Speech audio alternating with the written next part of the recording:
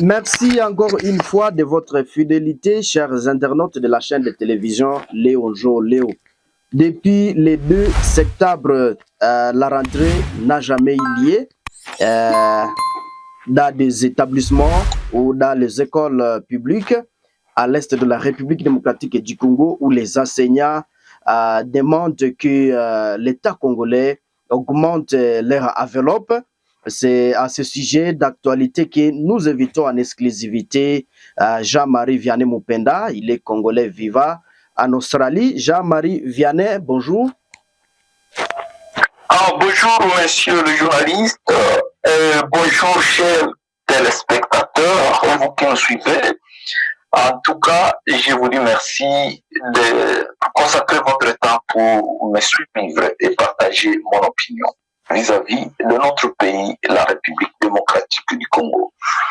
Oui, Jean-Marie Vianney Mupenda, depuis la rentrée scolaire 2024-2025, en République démocratique du Congo, en tout cas, les élèves, les écoliers sont toujours à la maison et les enseignants croisent les bras à la maison. Ils ne veulent pas, en tout cas, travailler. Ils réclament l'enveloppe, que le gouvernement augmente l'enveloppe, donc de $80 à $500 américains. Quelle est votre lecture face à cette problématique?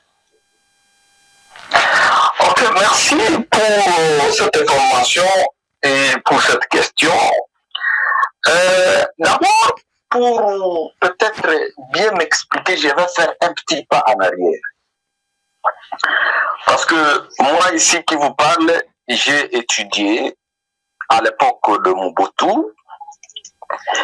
J'ai fait mon école primaire, secondaire et même universitaire à cette époque. Et j'ai fait une partie de mes études universitaires à l'époque de Mosè Laurent Désiré Kabila. Et puis aussi, j'ai commencé à travailler à l'époque de Joseph Kabila.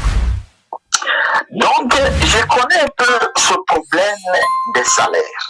Qu'est-ce qui s'est toujours passé?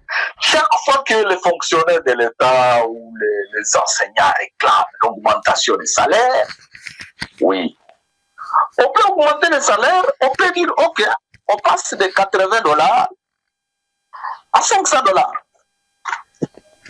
Et les enseignants seront contents pendant peut-être un mois ou 2 mois. Mais qu'est-ce qui s'est toujours passé? Quand il y a trop de masse d'argent sur le marché, et les biens augmentent de prix. Et pourquoi? Comment ça se fait? C'est-à-dire quand les gens augmentent, quand les fonctionnaires de l'État augmentent, demandent l'augmentation des salaires, le gouvernement veut fabriquer des billets d'argent. Fabrication de papier. Il n'y a pas l'économie qui augmente, mais on fabrique l'argent. On donne des papiers, voilà. Chacun va avoir peut-être une brique de francs congolais, des briques. Et puis, quand les choses vont augmenter de prix après 2 mois, 3 mois, on revient à la case du départ. Quelque chose qui coûtait 10 francs va coûter 100 francs. Parce qu'on a vu trop d'argent sur le marché. Donc, moi, je pense que l'augmentation des salaires ici n'est pas vraiment la meilleure réclamation. Moi, je souhaiterais que les enseignants, avec les autres fonctionnaires de l'État, exigent une économie stable. Une économie stable, c'est-à-dire, bien sûr, on peut augmenter les salaires, mais il faut que ces salaires proviennent d'une économie stable, c'est-à-dire, on minimise les dépenses inutiles et on augmente au salaire des enseignants et d'autres fonctionnaires de l'État, et puis on surveille les prix. C'est-à-dire, il faut que l'État puisse exiger, insister que les gens ne puissent pas augmenter le prix des choses sur le marché comme par caprice.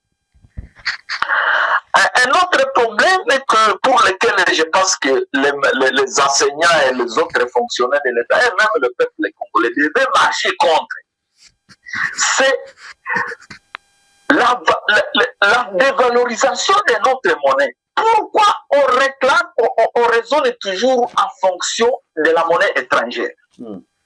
Pourquoi les dollars américains? C'est bien dit, les dollars américains. Pourquoi les autres pays africains ne raisonnent pas en fonction du dollar américain? Aller dans d'autres pays, ils raisonnent en fonction de leur monnaie locale. Alors quand les Américains décident, ok, ici les Américains décident, bon, nous on décide que notre dollar équivaut maintenant à votre million de francs congolais. Qu'est-ce que nous allons dire nous? Et automatiquement, ce sont les Congolais qui en souffrent. C'est ce que nous vivons aujourd'hui. Donc, il y a des choses que le gouvernement prenne des responsabilités afin de ne pas fabriquer de nouveaux billets, mais plutôt de stabiliser l'économie congolaise. Deuxièmement, renoncer ou tout simplement refuser l'utilisation du dollar américain dans les affaires congolaises. Imaginez même les salaires des ministres, on les établit et on les donne en fonction des dollars américains. Combien est payé un parlementaire? 5 000 dollars, 10 000 dollars américains. Mais pourquoi est-ce que nous n'avons pas une monnaie nationale? Voilà ce qui nous tue. Moi, je dis ceci, j'insiste aussi sur l'économie qui consiste à épargner l'argent de l'État. Parce qu'il existe des dépenses inutiles. Je vais vous donner un exemple. Les dépenses inutiles sont, on peut les remarquer dans plusieurs domaines. Dans le domaine de l'armée, par exemple, pourquoi nous amener les militaires étrangers qu'on va payer à devise? Et ils sont payés très cher. Alors que nous avons des militaires congolais. Ça, c'est de l'argent qu'on paye. Bon, j'ai vu la célébration du Génocoste à Goma. Bon, on a enterré les gens, bien sûr. Mais pourquoi avoir des délégations qui viennent de Kinshasa? Tout ça, c'est de l'argent qui est gaspillé alors qu'il y a des autorités locales, le gouverneur des régions, les gouverneurs, les administrateurs de territoire qui peuvent représenter valablement les autorités. Donc, il y a de l'argent qui s'éparpille. Bon, et parlons aussi même de vol encore de l'argent. Il n'y a pas longtemps, vous aviez appris qu'il y a eu des détournements de près de 400 millions de dollars au niveau du ministère des Finances et l'argent du Pido. Il y a eu 58 millions de dollars qui avaient été détournés par une autorité politique. Il y a 200 millions. Donc, voilà les antivaleurs qui font que les enseignants et les autres fonctionnaires de l'État ne sont pas payés. C'est contre ça que les gens doivent manifester. On peut augmenter les salaires, on va vous dire, on augmente les salaires de l'enseignant, maintenant l'enseignant va toucher 1000 dollars. Ok, ces 1000 dollars vont être réels pendant peut-être une semaine, un mois. Mais après, les Américains vont décider que non, notre 1 dollar, c'est l'équivalent de 500 000 francs congolais. Qu'est-ce que vous allez dire? Parce que c'est leur argent. Et vous avez décidé de faire vos affaires en fonction d'une monnaie des étrangers. Donc, on doit renoncer à faire nos affaires avec une monnaie étrangère. Nous avons les francs congolais. C'est le franc congolais qu'on doit utiliser en RDC. Voilà. Okay. Donc, ce sont les quelques mesures que je propose. Peut-être si je peux me mesurer, je peux me résumer, c'est-à-dire une stabilité de la monnaie, que le gouvernement insiste pour que les gens n'augmentent pas le prix des billets sur le marché par caprice. 2, épargner l'argent de l'État. Qu'on ne puisse pas faire des dépenses inutiles et puis qu'on puisse renoncer et surtout freiner le détournement de l'argent de l'État. Et avec ça, il y a moyen de stabiliser la vie économique de la population et stabiliser la vie des enseignants.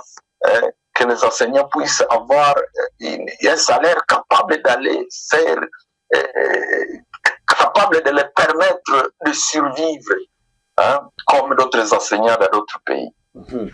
En tout cas, Jean-Marie Vianney Mupenda, nous sommes à la fin de notre entretien et un mot de la fin peut-être pour vous avant de boucler notre émission. Oui, un mot de la fin, je vais insister que surtout si je m'adresse au gouvernement, quand on a besoin d'argent, s'il vous plaît, la solution n'est pas dans la fabrique ou dans le fait de fabriquer de nouveaux billets. La solution se trouve dans l'économie, hein? La purification de l'appareil économique. Il faut que l'argent entre dans les caisses de l'État. Il faut que les exportations soient plus que les importations et surtout, il faut empêcher, interdire les flambées de prix. Ok. Et en tout cas, merci Jean-Marie Vianney Mupenda depuis Australie. Et nous vous disons sincèrement merci. Ok, merci. C'est plutôt moi qui vous remercie pour avoir cette occasion de parler de l'économie de mon pays natal. Et j'espère que ça pourra aussi contribuer à mener une solution quelque part.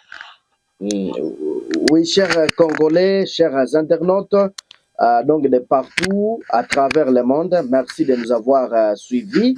Nous étions avec Jean-Marie Vianney Mupenda au téléphone et nous vous disons sincèrement merci. Ne manquez pas de vous abonner, aimer et partager nos publications. Au revoir.